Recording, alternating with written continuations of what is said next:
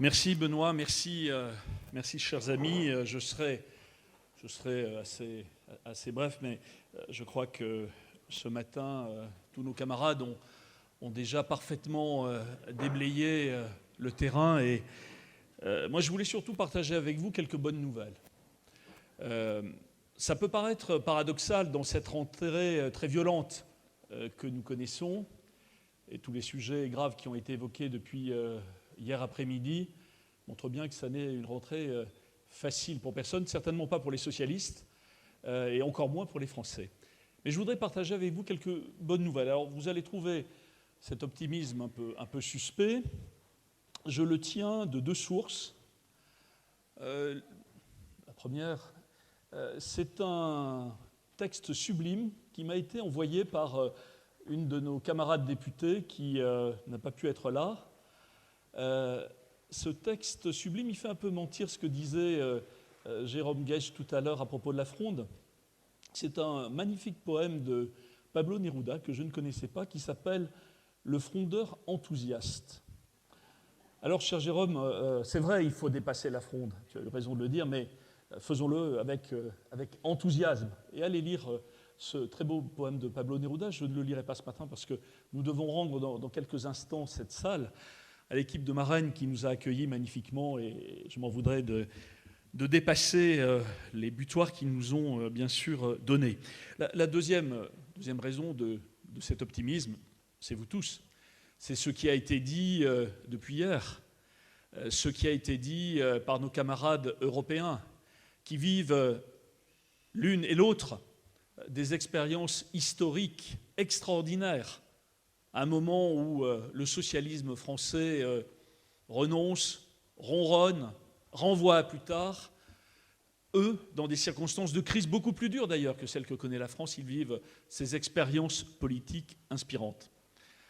Et puis il y a vos témoignages de ce matin, celui d'une militante comme Anne-Laure qui représente tous les militants et les militants de cette salle à sa façon. C'est le témoignage d'Édouard venu d'un combat syndical emblématique de cette période.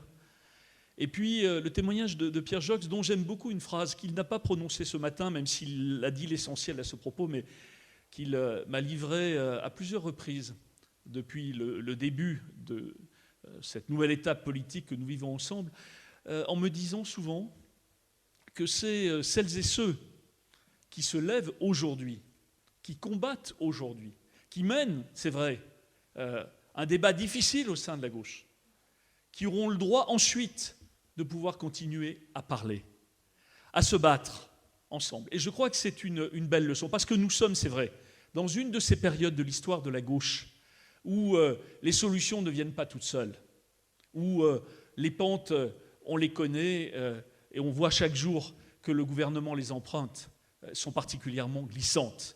Et donc, pour pouvoir continuer à se battre, il fallait, c'est vrai, il y a un an, au Parlement, il y a quelques mois dans le Parti socialiste, et encore aujourd'hui, à la veille de cette université d'été, nous allons retrouver nos camarades, mais peut-être avec plus de force en effet, eh bien, il fallait mener ces combats. Et nous l'avons fait ensemble. Et l'une des bonnes nouvelles, c'est vrai, de ces derniers mois, c'est que nous avons fait naître ensemble un collectif, un courant d'idées. Rien n'aurait bougé dans le Parti socialiste si vous n'aviez pas été là. Et j'ai bien entendu hier, je fais écho bien sûr à ce qu'il a dit, les propos de Gérard Filoche. Il y avait un zeste d'angoisse qu'on doit tous avoir aujourd'hui quand on est socialiste, parce que c'est difficile. Mais il disait aussi, dans son optimisme à lui, avec son émotion à lui, qu'il fallait, pour que ça marche, qu'il y ait un vrai courant politique, qu'il y ait une organisation solide qui nous réunisse. Et donc cette organisation, il faut la mettre en place. Et nous le ferons dans quelques semaines. Nous nous retrouverons à Paris ou ailleurs.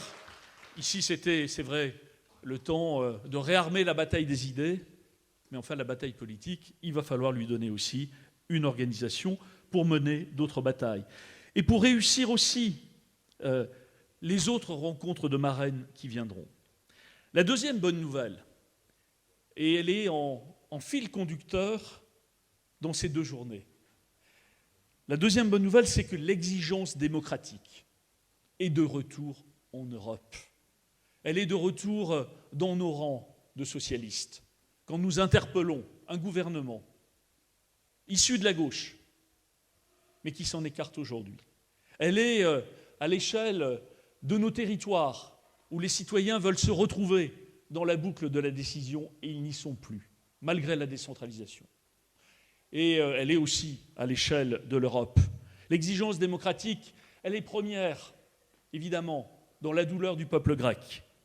Elle est première dans les innovations de la gauche espagnole, avec Podemos, parce que c'est de l'expérimentation démocratique dont il s'agit.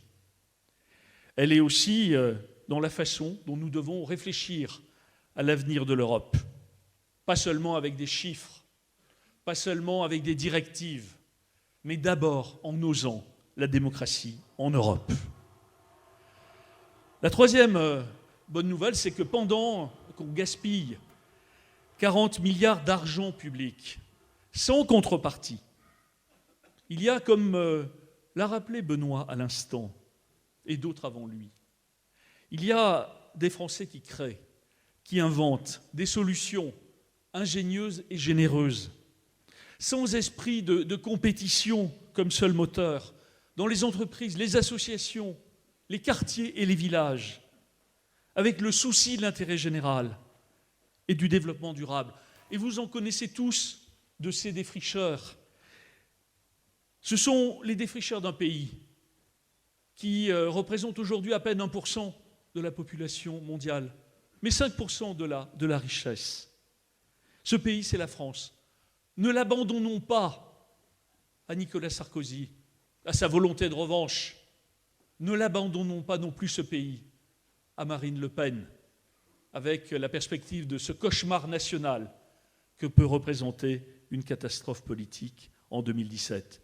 Et donc c'est bien avec tout cela que nous connaissons, tu l'as rappelé, qu'il faudra inventer ce mouvement citoyen sans lequel, c'est vrai, on le sait bien, les appareils politiques traditionnels ne pourront pas trouver les solutions.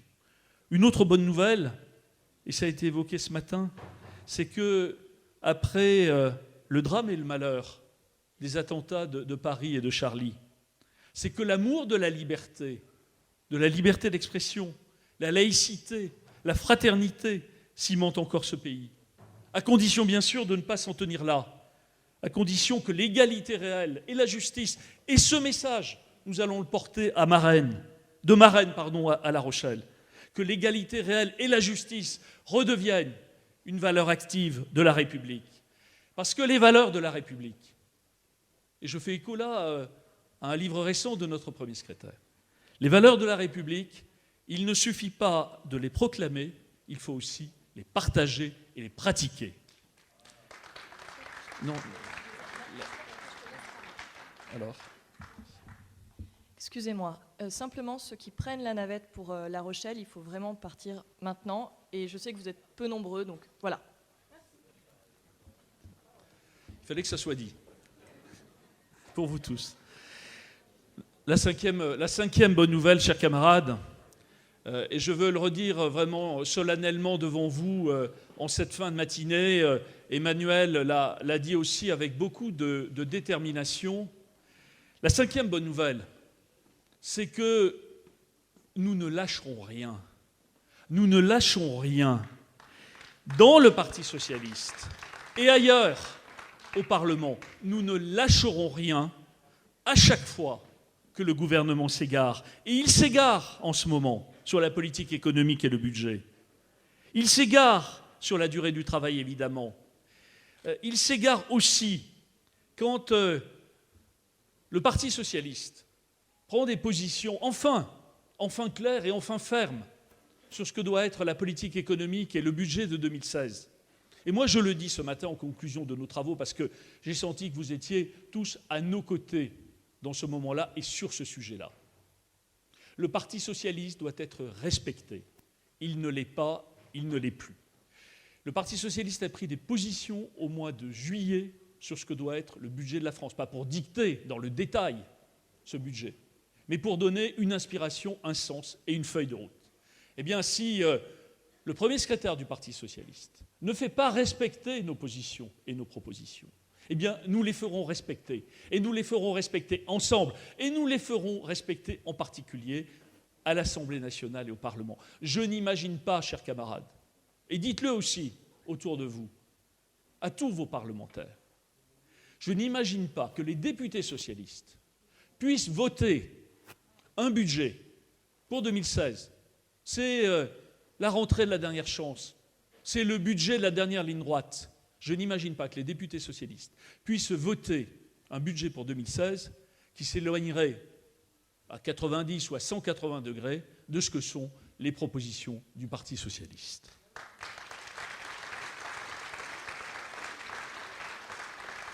Oui, c'est vrai, il faut ramener beaucoup de nos camarades à la raison. Parce qu'il y a de l'égarement. La politique de la France, la démocratie sociale, si chère au président de la République, ne peut pas se résumer à un deal, à un marché de dupes, vous l'avez rappelé, entre Manuel Valls et Pierre Gattaz. Et moi, je demande ce matin, à Manuel Valls de descendre de la place arrière du tandem qui est conduit aujourd'hui par Pierre Gattaz. Voilà ce qu'il faut demander. On ne peut pas poursuivre sur cette voie. Mais l'autre bonne nouvelle, vous voyez que la liste est plus longue que vous ne le pensiez. L'autre bonne nouvelle, c'est que, comme l'a rappelé Emmanuel tout à l'heure, et donc je ne serai pas long, une majorité d'idées reste possible au Parti socialiste quand on en vient aux choses sérieuses. Nous avons installé l'idée, et le Bureau national l'a dit clairement, et même le Congrès avec tout ce qu'il a eu d'artificiel, nous avons installé l'idée que quand une politique ne marche pas, il faut en changer. Ça pourrait être une évidence pour tout responsable politique et pour tout citoyen. Eh bien non, en France, ça n'est pas une évidence. Mais nous avons mené ce combat. Quand une politique ne marche pas, quand elle n'est ni juste ni efficace, il faut en changer.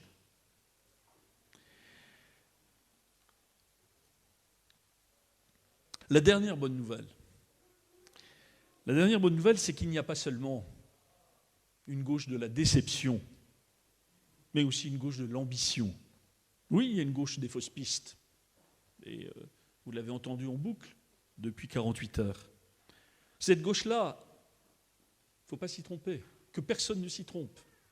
Elle déchire, elle divise. Elle va diviser les Français si on poursuit dans cette funeste idée de remettre en cause le Code du travail. Elle va diviser les Français, elle va déchirer la gauche, durablement. Et c'est une immense responsabilité que prendront ceux qui, en ce moment, ouvrent des brèches incroyables, baissent la garde, alors qu'il faudrait au contraire relever le niveau des défenses collectives dans une période de crise, de chômage de masse. Oui, c'est là la gauche des fausses pistes. Et nous devons être au contraire une gauche qui fédère, pas seulement les socialistes, mais la grande gauche, celle qui a permis l'élection de François Hollande en 2012, c'était il n'y a pas si longtemps.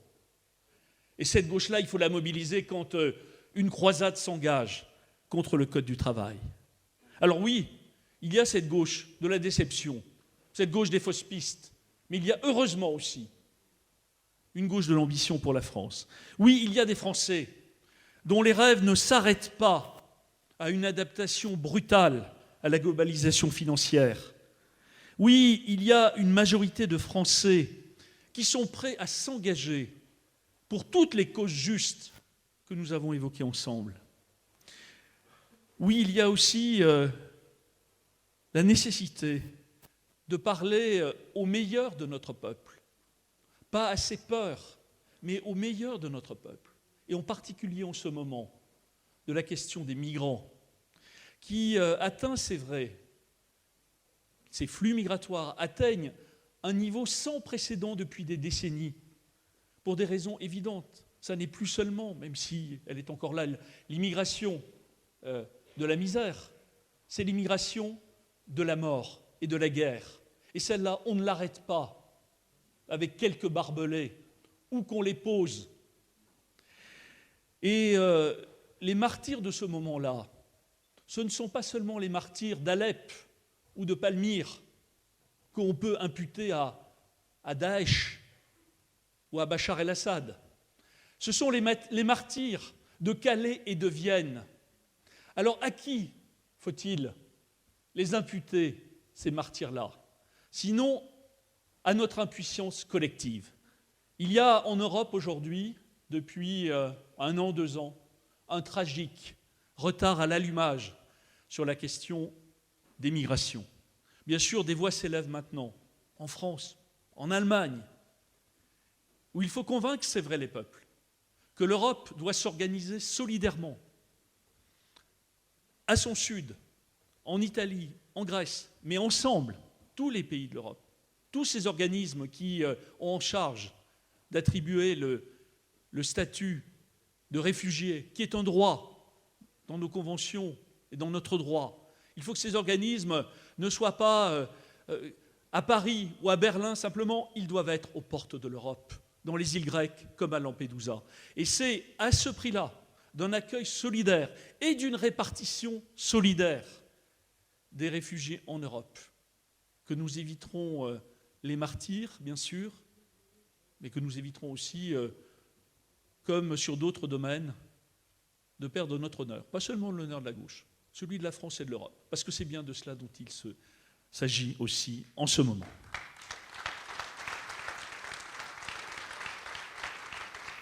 Oui, chers camarades, il existe cette prochaine gauche qui est active aujourd'hui, qui réfléchit dès maintenant, et vous en avez entendu l'expression ce matin. Une gauche qui défend ou qui prépare des réformes de transformation. C'est la nôtre. Et Laurent Baumel, ce matin, dans un texte que je vous conseille de lire, de relire et surtout de diffuser, en a tracé une nouvelle fois les contours. Cette gauche de réforme et transformation, elle parle de réforme fiscale. Ce n'est pas un sujet dont les Français raffolent. Mais si on leur parle de justice d'abord, et pas seulement d'impôts, croyez-moi, ils comprennent. Sécurité sociale professionnelle, nous disions il y a quelques années avec Martine Aubry que ça devait être à ce quinquennat, pas dans 10 ans, ce que l'école publique avait été à la Troisième République avec Jules Ferry et la sécurité sociale à la Libération.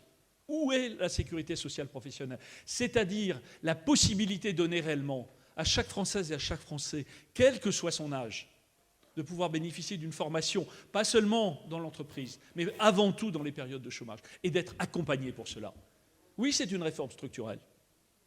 Ce n'est pas un gros mot, réforme structurelle. Sauf que nous n'avons pas, vous l'avez bien compris, la même conception de ces réformes structurelles que ceux qui étaient hier devant le patronat et qui n'ont sans doute jamais parlé devant le patronat, ou dans la tribune des Échos que vous rappeliez tout à l'heure de cette grande réforme. Voilà, chers amis, notre ambition, et bien d'autres sujets encore. Alors, et j'en termine, c'est la rentrée de la dernière chance. Et ça doit devenir la rentrée de la démocratie, son retour en force. Comme vous, je ne supporte plus ce grand écart entre les citoyens et notre gouvernement, entre les militants et notre parti, entre les discours et les actes, tout simplement. Et à Matignon, il faut quand même en convenir, en ce moment, le verbe, le discours, la parole morte, disait Benoît, a remplacé l'action. On fait d'ailleurs des discours sur l'action, ça dispense probablement d'agir. Et je ne supporte plus non plus le mépris. Le mépris des puissants et le règne de l'argent. Et ce refus, chers camarades, il n'est pas archaïque, c'est la raison même de la gauche, sa raison d'être. Pour l'histoire, c'est vrai, mais pour l'avenir également. C'est notre combat, c'est le plus moderne qu'il soit, et chacun l'a dit à sa manière depuis 2 jours. Et ce combat-là, il n'est jamais terminé. Pour le mener, nous avons besoin de vous, bien sûr, nous avons besoin des Français, on ne changera rien sans eux ou contre eux. Édouard l'a bien dit tout à l'heure. Alors soyons, quand il le faut, des frondeurs enthousiastes, soyons surtout les héritiers des plus grands combats, ceux dont tu as parlé, Pierre, ce matin. La politique, ça n'est pas une page blanche. Soyons surtout des conquérants du bonheur possible dans ce pays, pour les Français et par eux, et pour l'Europe. Et soyons avec simplicité, mais aussi une immense fierté, encore une fois, des socialistes. Merci.